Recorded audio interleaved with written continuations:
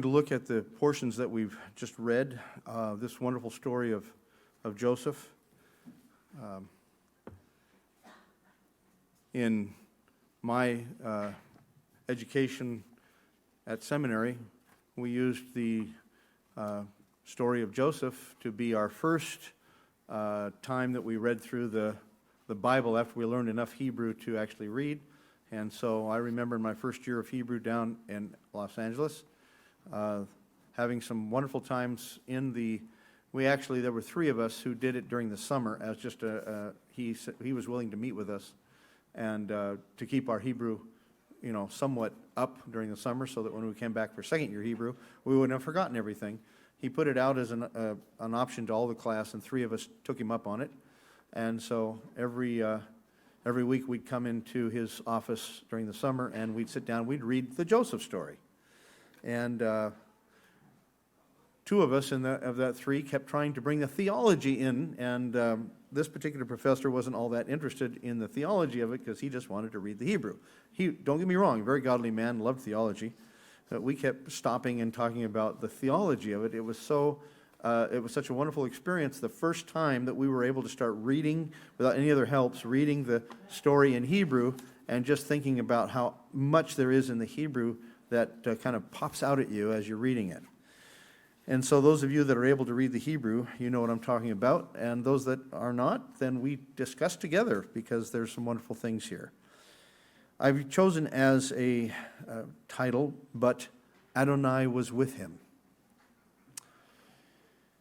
Remember, last week we went through chapter 38 and we wondered why that sorted story was there with Judah and so forth and so on, and all that went on in that chapter. Well, after that break in the Joseph story, because we saw in chapter 37 that he was sold, so we wonder how come all of a sudden the narrative changed. It was to remind us of the primary message of the book of Genesis. And the primary message of the book of Genesis, the first hint is given to us in chapter 3, verse 15, and we get the end of the story in chapter 49, verse 10. So those are kind of like bookends, okay? What's 3:15? The seed of the woman would step on the head or would bruise the head of the serpent. And in so doing, the serpent would bruise his heel. Then what's 49:10? The scepter shall not depart from Judah, nor the ruling staff from between his feet, until Shiloh comes, and to him will be the obedience of all the people. So you get in the book of Genesis the whole story in kernel form. And then it begins to be unfolded and unfolded and unfolded as we come to Leviticus. Of course, Exodus has to teach us about redemption, right? What is redemption and the cost of redemption. And then Leviticus, besides, of course, coming to Sinai, right, in Exodus. So we get the Torah in Exodus. So we get the marching orders. We understand the story more fully, but then we come to Leviticus, and why in the world did he give us the Torah the way he did in Exodus? It has all these laws about sacrifices, and then we come to Leviticus, and there are even more laws. All the sacrifices have to be done just the right way at the right time. Why? So many of the Christian theologians call that the old Jewish rituals, which they would say Jesus did away with. Well, why did he give us all those rituals? Paul tells us in Galatians 3, he said it was because of transgressions. And some of my seminary friends would say, see, Tim, it's because of the transgressions. It was a punishment. It's just like when you do something bad, your mom makes you sit in the corner.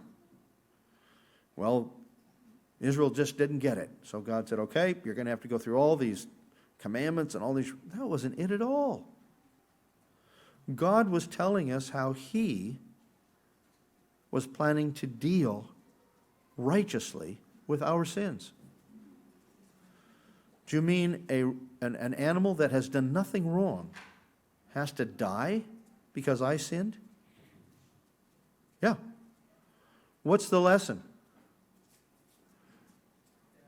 The wages of sin is death. What's the next part? But the gift of God is eternal life through Yeshua, our Messiah and Lord. So from the very beginning, we were supposed to learn that we couldn't buy salvation. We couldn't earn it. We couldn't do what was necessary. That's the whole point of all of the Torah. That's the big story. So what did we learn in last chapter?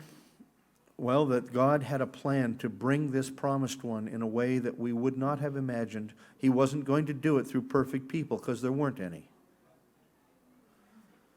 But even though Joseph appears in our story to be the prime person through whom the Messiah would come. In fact, we might even think it's Joseph. When we read the next chapters, everything Joseph does, this guy just wears a white hat all the time. Everything he does is right. But it's not Joseph. It's from Judah. And so the story of Judah is told at the beginning of the Joseph story to remind us we're supposed to be looking for this coming one. Well, we start out by going back to the Joseph story. He's riding away in a caravan of merchants. Having ended up in Egypt, Joseph was sold to Potiphar. Most think that the name means he whom Ra gives. In other words, a gift of Ra. Who was Ra? Was one of the prime gods in the pantheon of Egypt. And he was sold to Potiphar by the Ishmaelites. So that our passage begins with this notice serves to tie it together with the story of the previous chapter. The question of whether the Ishmaelites or Midianites were the slave traders is answered several ways. Some commentators, some sages think that Joseph was actually sold twice, which wouldn't be out of the ordinary. If you buy a slave, you're not looking for him. You're just going in the desert, and all of a sudden there's these people that say you want to buy this guy for a slave, and they say, yeah, why not? What are we? We're merchants. So what do merchants do? They buy low and sell high, right? Right. That's how you make your money as a merchant. So maybe they found somebody else looking for a slave, and they sold him to him, and maybe those people sold him to Potiphar. Who knows? Well, it may also be that the term Ishmaelites was a common term meaning nomadic traders, because we know that the tribe of the Ishmaelites did that. Well, but it was interesting last chapter that Ishmael is entered back in, or in 37. We got Ishmael back, So what does that tell us? It tells us that there's something foreboding coming in the future. Well, regardless, Joseph finds himself in a foreign land, surrounded by a godless culture, serving an official of the Pharaoh. And this government official seemed to have a wife that had no higher morals than he. Of course, we don't know how high the morals were of Potiphar, but nonetheless, we get the picture of where Joseph was placed. From the very beginning of our Parashah, however, what did you notice? What was different in our chapter? The presence of Adonai is announced. Adonai was with Joseph. In fact, throughout the entire Joseph story, the sacred name, Yod-Heh-Vav-Heh, is found only in this chapter, and it is found 8 times. While Joseph is in Egypt, he will be viewed as an Egyptian, and his God will be referred to as Elohim. But Moses here uses the covenant name to remind us that the God of Abraham, Isaac, and Jacob, who faithfully keeps his covenant, is with Joseph. What are the 2 words that are regularly used for the faithfulness of God? Chesed and emet. Chesed usually can be translated as covenant loyalty. Some would want to say grace, but it means, chesed means being loyal to the word that you have spoken. And emet means what? The word means truth. It's the word that you spoke is true. So a divine purpose to maintain the covenant by having revealed the truth. Chesed ve'emet. Well, we see this throughout the Joseph story. Do you ever get the feeling that you're wondering if God is with you or not? Anybody who says, no, I've never felt that way, you're not being honest. We've all had those times where we wondered, is it something am I being punished? What do you think Joseph thought? How has this happened? My own brothers sell me, and now I'm sold off to some pagan down in Egyptian pagan down in Egypt. And it's not going to get any better in the next few verses, huh? Yeah, we never hear Joseph complaining. We never hear him saying, "Oy, oy, oy, oy, oy, where is God when I need him?" That's why we chose the apostolic portion. There you are, doing God's work. And what happens? They throw you in prison. They tie you up. They chain you up. And what did Paul and his companion do? Complain? Nope. They prayed and they sang. They just started singing. Why? Because they had this deep faith, this cultivated faith that said, no matter what, God is with me. You know what is the underlying foundation of that ability? None of us live perfectly, but if we're growing in grace and in righteousness, then we can trust the fact that when these things come upon us, it's in God's hands. We know that to be the case. If we suffer because of our own sins, that's our suffering. That's being part of a fallen world. If we sin, we would expect that there would be some reparations, right? But as we live righteously before Him, and then evil comes upon us, what can we say? Well, what does Joseph say at the end of the story? You guys meant it for evil, but God meant it for good. Can we have that kind of faith? That's the story that we're reading here in these chapters of Genesis. So this is the primary emphasis of our passage. Adonai was with him. Joseph is successful, and it is because Adonai is with him. Here we learn a most important lesson. Success has nothing to do with our circumstances, but it has everything to do with our relationship to God. In a place where many people might have despaired and even grown angry with God, Joseph is successful. He does his work with integrity. His true character shines forth regardless of his surroundings. His faith stands him in good stead. This is an axiom that is true from generation to generation to generation. Integrity, honesty, and righteousness will always bear good fruit. People think they can cut corners, whether they're in business, whether they're in politics, whether they're whatever it is. And, well, we can just cut a little corner here and we'll get ahead. No, you cut corners. It doesn't work. Integrity may take longer, but it lasts. God blesses those who are righteous in His eyes.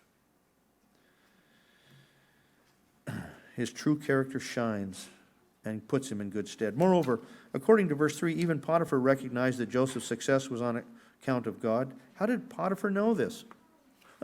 He said, you've been blessed. One must presume that Joseph frequently spoke of his God, and perhaps it was well known that Joseph engaged in regular prayer and thanksgiving to God.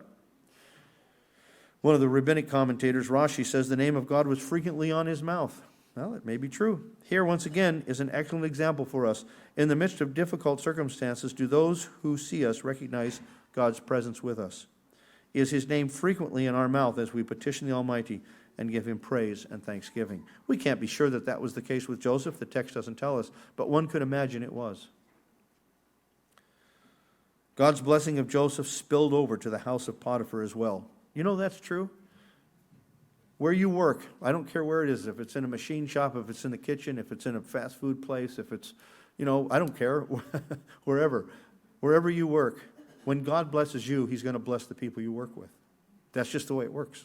That's just how it is. God's blessing spills over.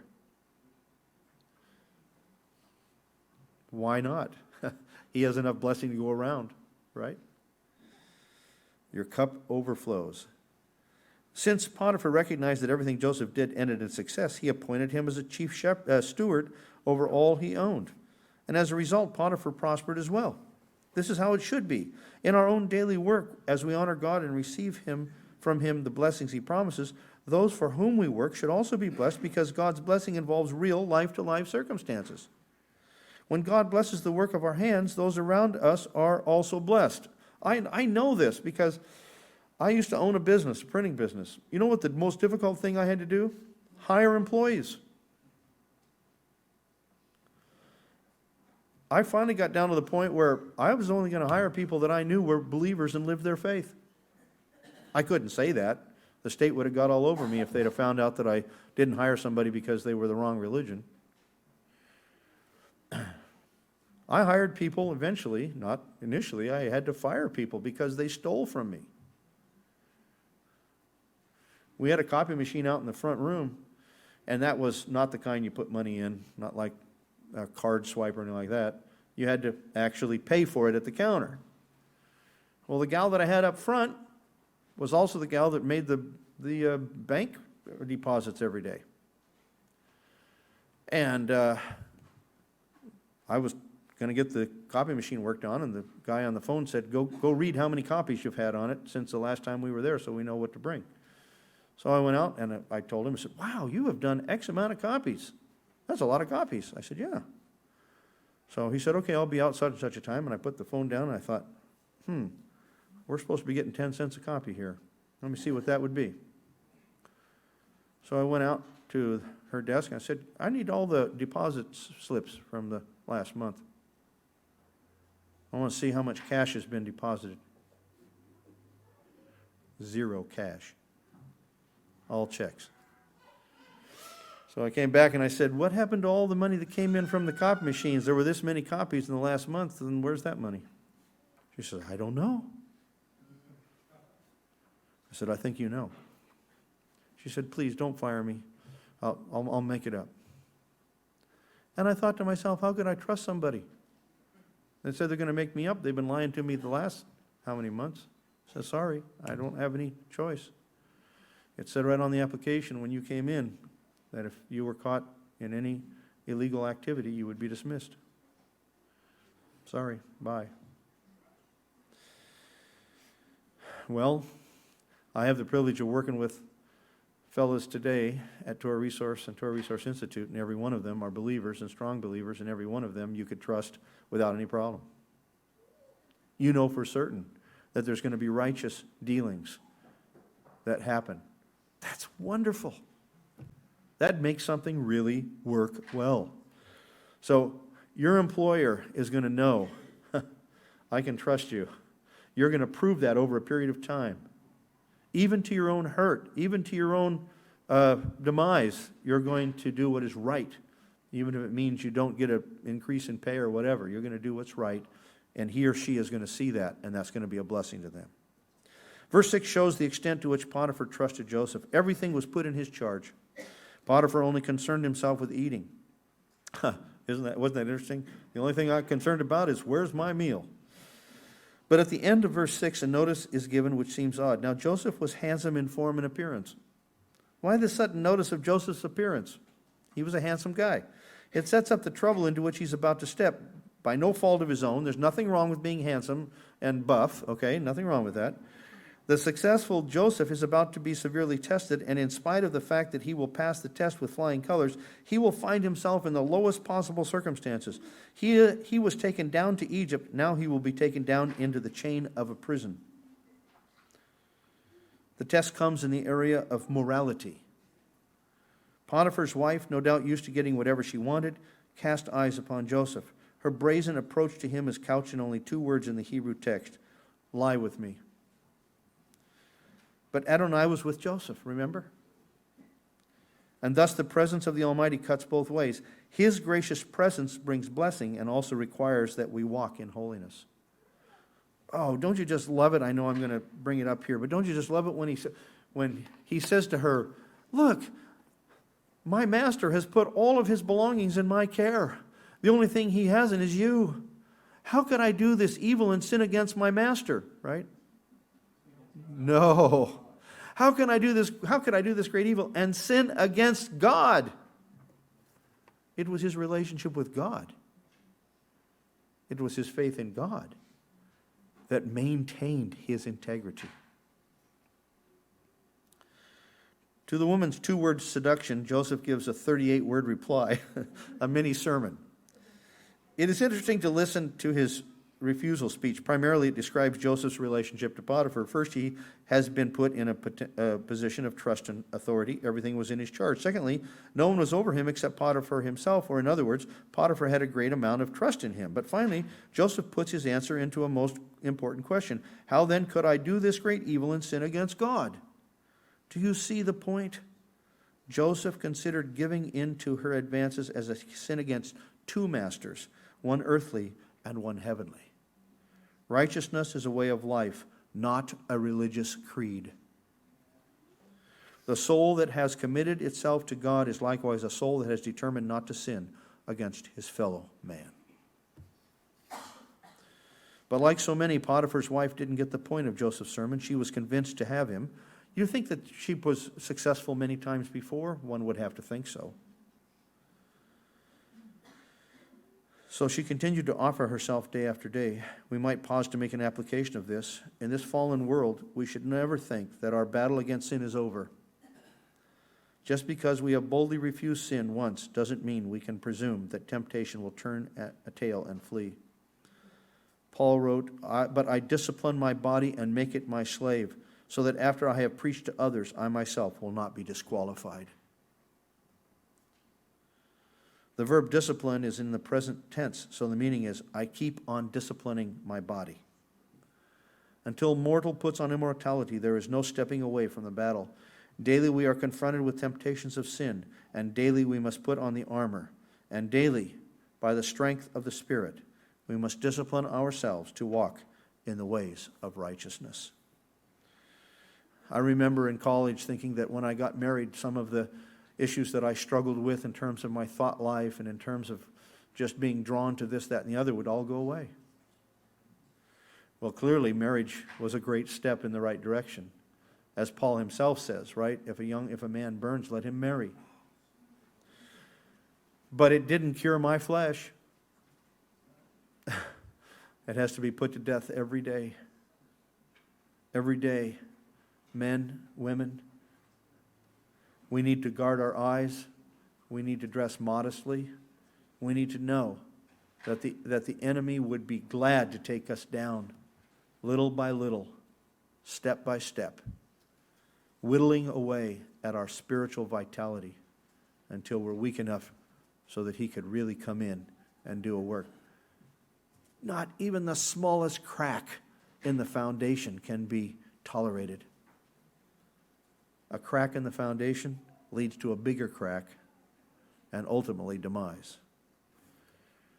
Whatever is good, whatever is holy, whatever is upright, whatever is of good report, think on these things. And this is what Joseph did. He refused to listen to her. He would not allow her seductive words by any lodging in his soul. And so the rebuffed, spoiled woman of leisure played her final card. In a moment where there was no witnesses, did you notice he said he didn't listen to her and he no longer was with her? I don't remember what the English said, but he no longer was with her unless others were in the house. That's wise. That's smart. We should not find ourselves, men especially, we should not find ourselves in close quarters with another woman other than our wife. It's just wisdom. It's just smart. Joseph did what any godly man would do after she grabbed his cloak and made her final appeal. He let go of his cloak and ran outside. Fleeing from sin and temptation is the manly thing to do. Now the narrative turns on an already common element.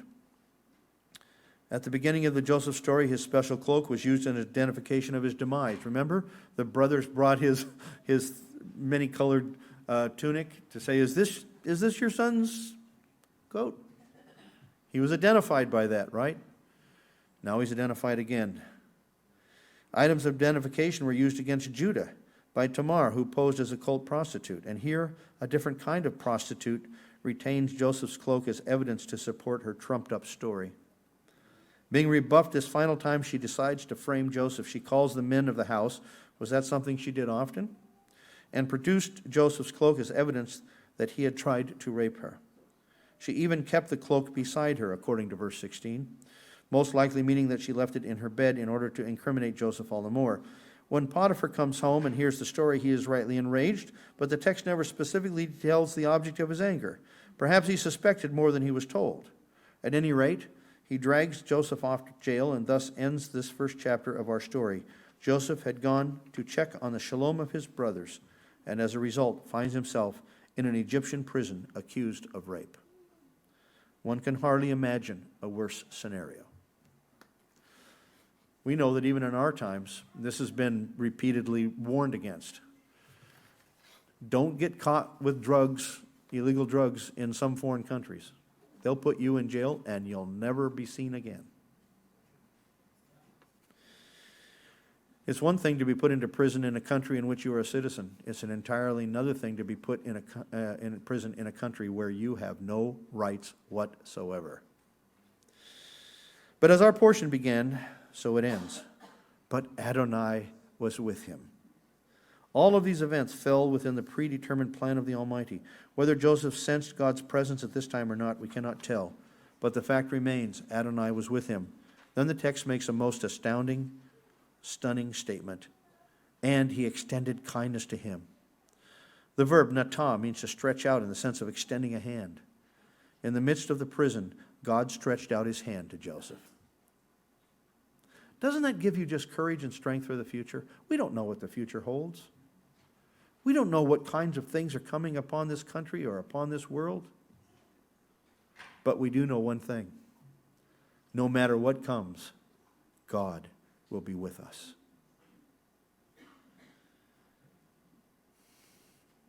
This same verb will be used throughout the Exodus story when it relates that God delivered Israel with an outstretched arm. Our lives are in his care, and regardless of the circumstances in which we find ourselves, as we bow our hearts to him, he extends his hand of grace to us. The Haftarah portion chosen by the sages to accompany our Torah reading is from Isaiah 52 and 53, in the oldest strata of the synagogue traditions, according to the data that we have. The obvious parallel in the minds of the ancient rabbis was that the suffering Messiah spoken of by Isaiah paralleled the suffering of Joseph, whom they saw as a foreshadow of the Messiah. Following the first century, however, and the division of the church from the synagogue, Isaiah 53 can no longer be found in the Haftarah list for obvious reasons. The language of Isaiah 53 too closely prophesies the historical reality of Yeshua's crucifixion. The suffering servant of Isaiah 53 is, in fact, Yeshua of Nazareth. And the older rabbinic materials affirm this by linking Mashiach ben Yosef with the suffering Messiah of Isaiah 53. So anyone who says that the rabbis never ever felt that Isaiah 53 had a Messianic import just are not being honest, or they don't know their own literature. Besides that, who's talking when it says he has borne our griefs, he has carried our sorrows? It's Israel talking in the mouth of the prophet. The one who's bearing the sin in Isaiah 53 cannot be Israel. The one who's bearing the sin is bearing the sins of Israel.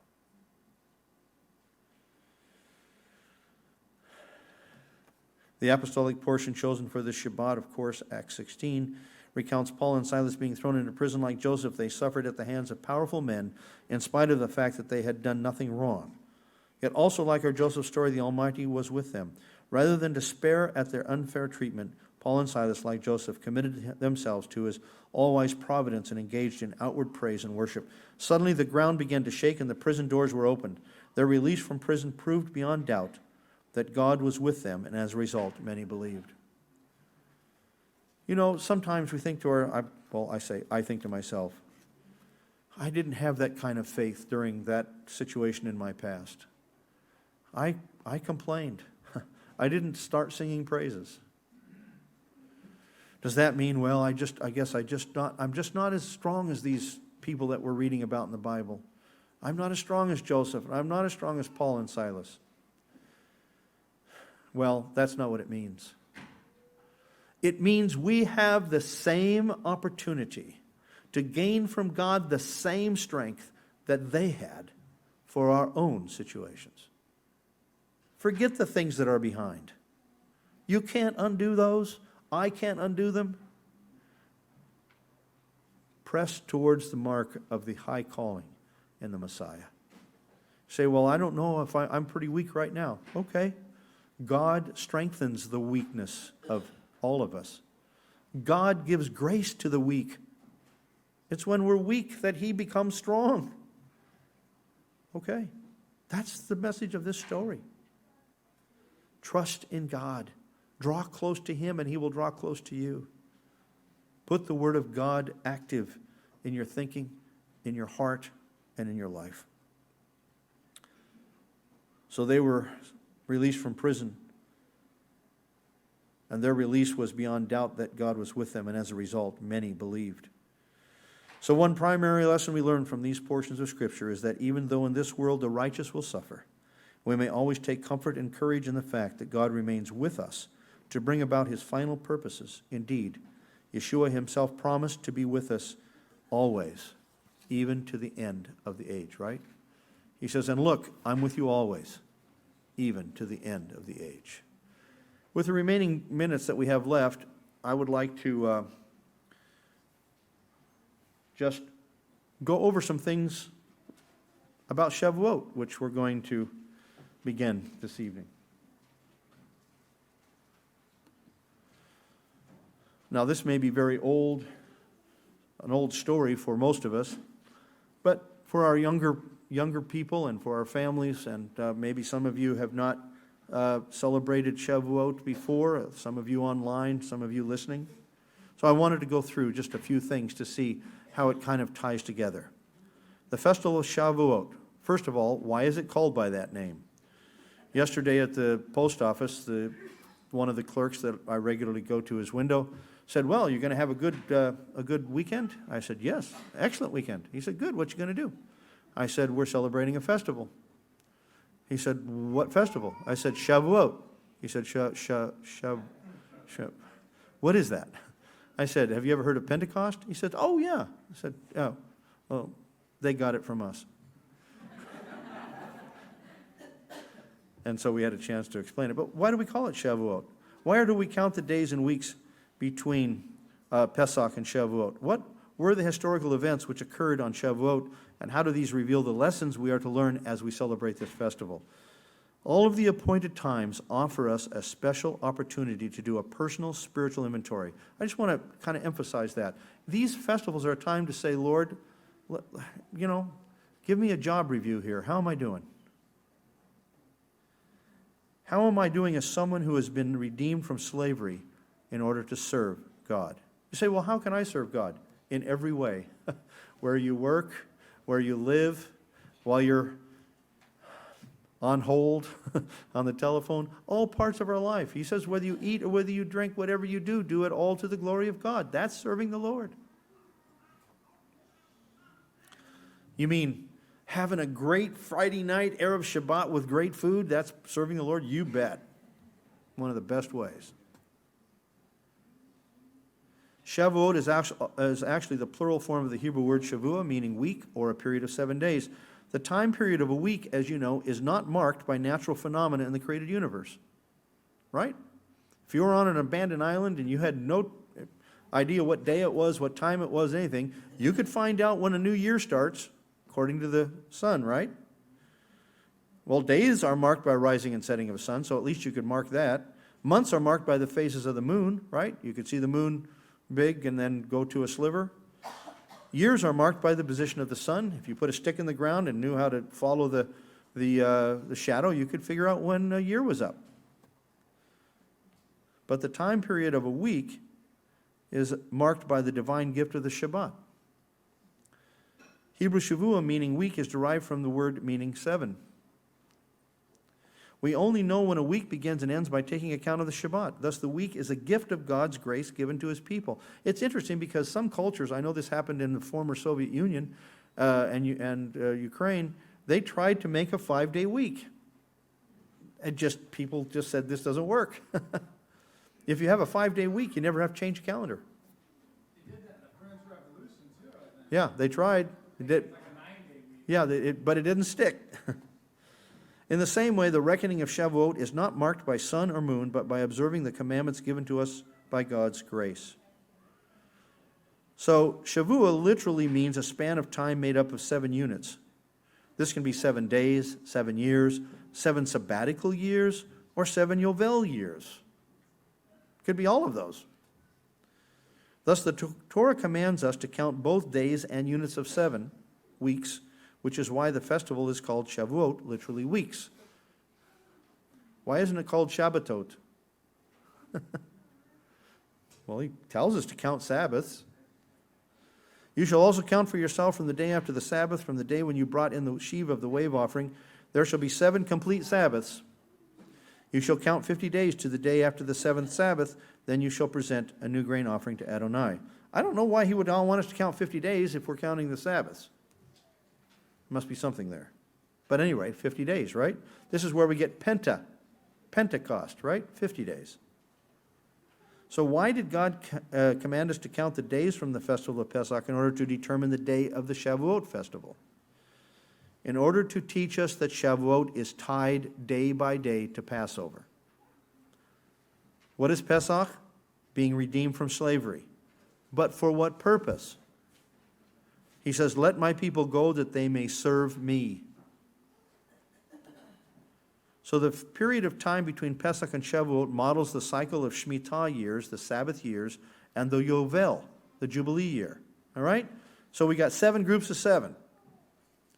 49 years, if you count them as years, right? And then what's the 50th year? The Jubilee. Well, just morph that over to days. We got 49 days, and the 50th day is Shavuot. So we have a mini picture of the whole story. So what is the significance of this similar pattern between Pesach, Shavuot, and the Shemitah Jubilee cycle? What does Jubilee signify? Remission of debt. A return of the land to its rightful owner. In one sense, the Jubilee pictures the complete redemption of Israel and the final day of salvation in the world to come. So every year, we're celebrating this part that's supposed to remind us of what? That eternity, that world to come. It's a yearly reminder to keep our eyes focused upon our final destination, eternity with Yeshua. Beloved, now we are children of God, and it has not yet appeared as yet what we will be. We know, however, that when he appears, we will be like him because we will see him just as he is. And everyone who has this hope fixed on him purifies himself just as he is pure. So, here's the question. Is the anticipation of the Messiah's return something that is part of my daily life? Am I looking forward to the return of our Messiah? Or have I allowed the tyranny of the urgent or the daily grind to divert my attention away from those things which are eternal? Now, I know, we get up early, go to work, come home, dead tired, work some more, work, go to bed. You haven't had an hour to stop and think about stuff. I understand that.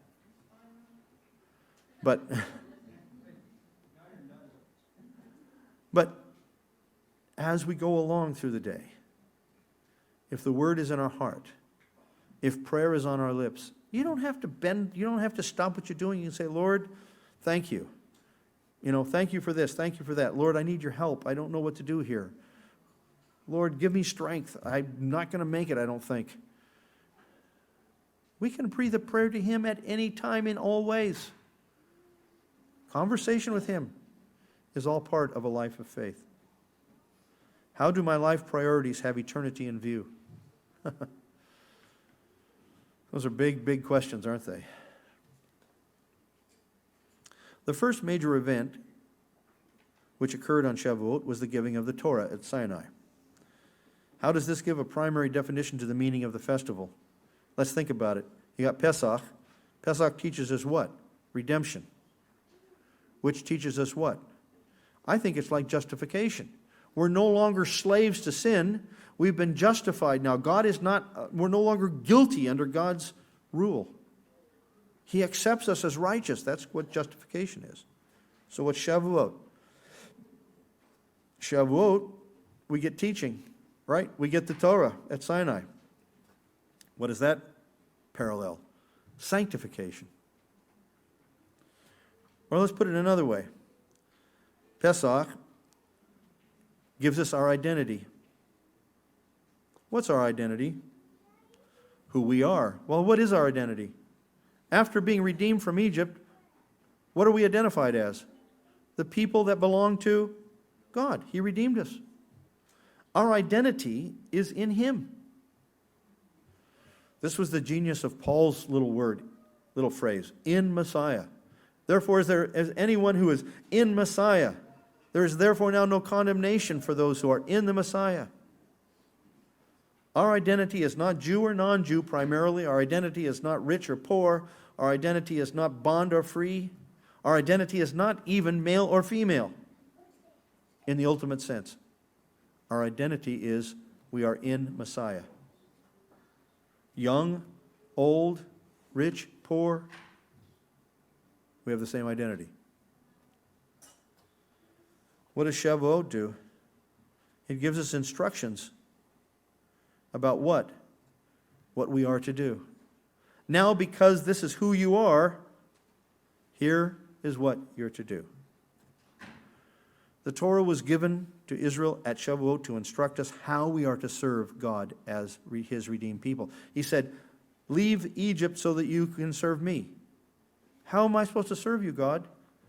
I'm glad you asked the question. And now He gives us His Torah at Shavuot.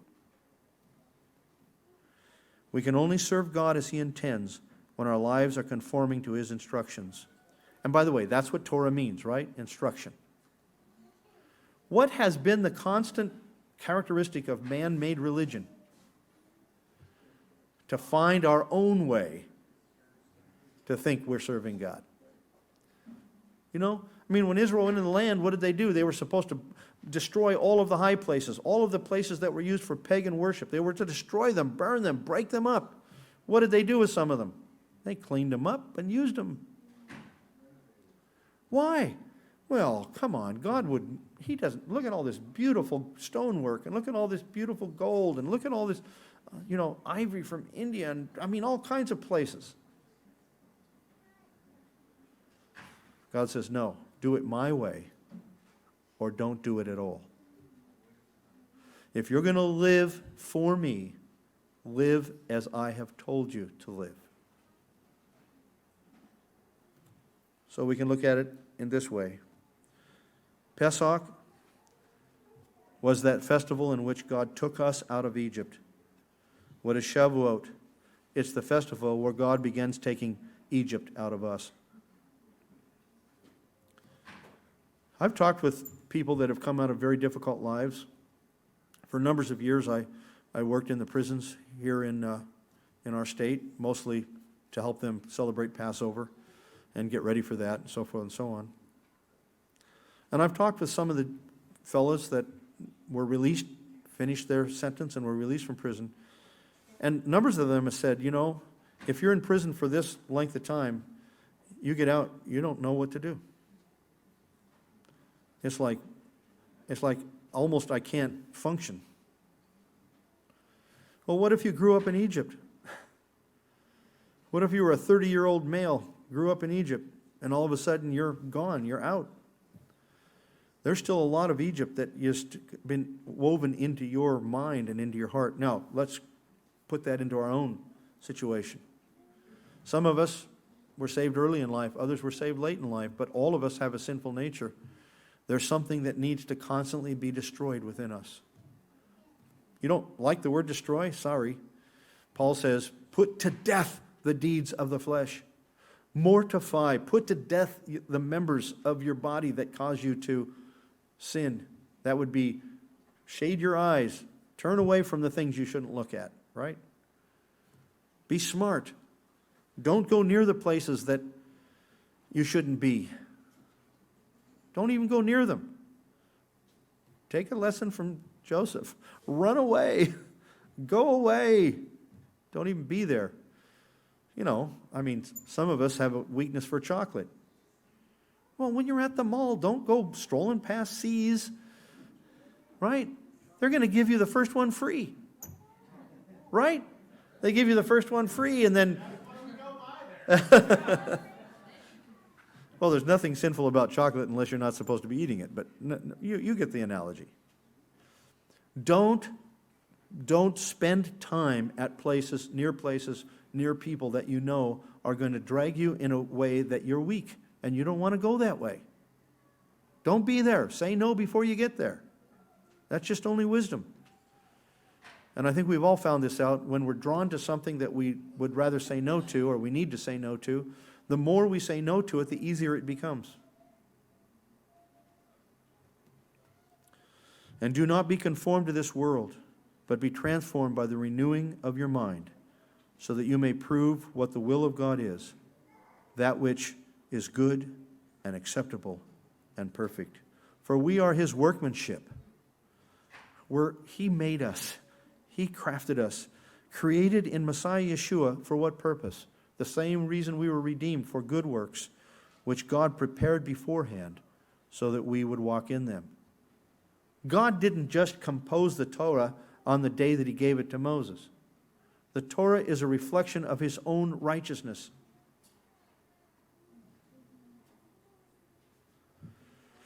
The second major event which occurred at Shavuot was the outpouring of the Ruach, as recorded in Acts 2.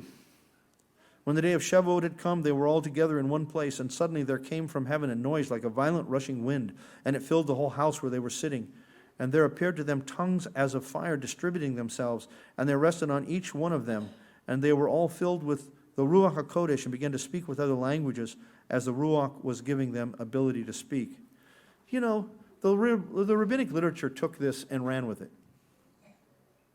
The later rabbinic literature in the Talmud says that when God spoke at Sinai, it was like a hammer hitting an anvil and sparks coming out. And each one of the sparks was one of the languages, one of the 70 languages. Does that sound familiar?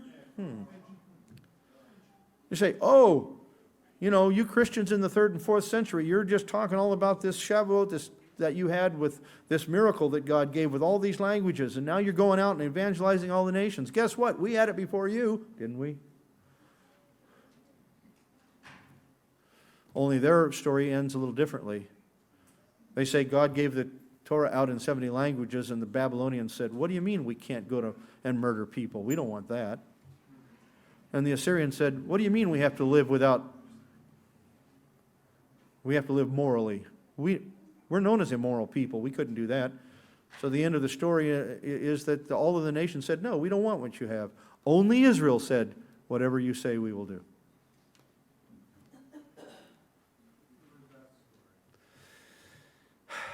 Well, that's not what happened at this and the real event.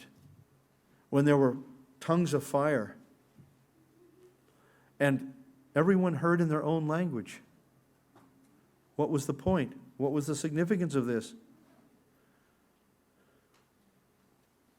You are witnesses of these things, and behold, I am sending forth the promise of my Father upon you, but you are to stay in the city until you are clothed with power from on high. Then you will receive power when the Ruach HaKodesh comes upon you, and you shall be my witnesses both in Jerusalem, in all Judea and Samaria, and even to the remotest parts of the earth. That's why the Spirit was given in this way at Shavuot. So let's go back and get the whole story. Pesach tells us we're redeemed to serve God. To serve God is to sanctify his name. You understand? What does it mean to sanctify his name? It means to let the world know that he is the one and only true God, and there's no God like him. And this is what he's done, and this is what he is doing, and this is what he will do. That's what it means to sanctify his name. So how do we do that? We take his instructions with the power of the Spirit, which gives us the ability to live and to speak and to do that which for which we were redeemed, to sanctify his name. We are sanctifying the name by being Yeshua's witnesses to all the nations. The Festival of Shavuot reminds us that one of our primary duties as servants of Hashem is to spread the good news of Yeshua to all of the nations. The Festival of Shavuot also reminds us that we must constantly be led by the Ruach HaKodesh, who empowers us to be effective in being living witnesses for Yeshua, by word and by deed. Those two together are powerful. So here are the questions we ask ourselves at Shavuot, these among many others, I'm sure. Am I committed to sharing the good news about Yeshua to others? Am I preparing myself to be ready to give an answer to anyone who asks me about the hope that is within you? Remember this from 1 Peter? But sanctify, set apart the Messiah as Lord in your hearts, always being ready to make a defense to everyone who asks you to give an account for the hope that is in you, yet with gentleness and reverence. By the way, that's what we're going to do late tonight. We're going to reinforce the foundations. When someone comes to you and says, no, the problem with you Messianics is that you think that your Yeshua is divine, is God. That's an impossibility. There's only one God. You guys have two, or three, or four, or whatever. Can you give them an answer from the Bible? Well, we're going to go over that. Gary's going to take us through 12 verses, right? That are verses that you could memorize, that you hopefully will memorize. Maybe not all of them tonight, but you'll memorize them. And they will be pegs that you can go to hang things on when you're being asked questions to give an answer of the hope that is within you. And Caleb, my son, is going to talk about the lessons that he gave in the Philippines about the authority of God's Word, and particularly the authority of the Apostolic Scriptures. Can we say the Apostolic Scriptures are God-breathed too, like the Tanakh? Well, you have some answers for questions like that. Now let's summarize. We were redeemed in order to serve God. The giving of the Torah as God's instructions in righteousness tells us how we are to serve Him by living in accordance with His commandments. Serving Him is the primary reason for which He redeemed us from the slavery of sin. So we are empowered by the indwelling presence of the Ruach in order to be witnesses for Yeshua. The empowerment of the Spirit is not primarily for us. It's for us to do His work. It's not to show everybody what my gifts are. It's to get to work for the kingdom of God. Do we have this mission as a priority in our daily lives? How in touch are we with the leading of the Ruach in our individual lives, in the lives of our family, in our community? So Shavuot follows the pattern of the Yovel and thus emphasizes eternity. Are we living our lives with eternity in view? Are we regularly anticipating the return of the Messiah, Yeshua?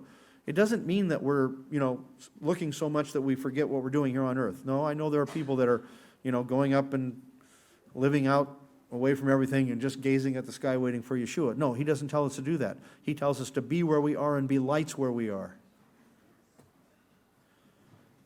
And another question, how does this affect our priorities, our choices, and our ability to persevere? These are the questions that come to us when we celebrate a festival like Shavuot. And why doesn't He just have us do it every 50 years? Why does He have to do it every year? Because He knows us. He knows what we're made out of. Blessed is a man who perseveres under trial, for once he has been approved, he will receive the crown of life, which the Lord has promised to those who love Him.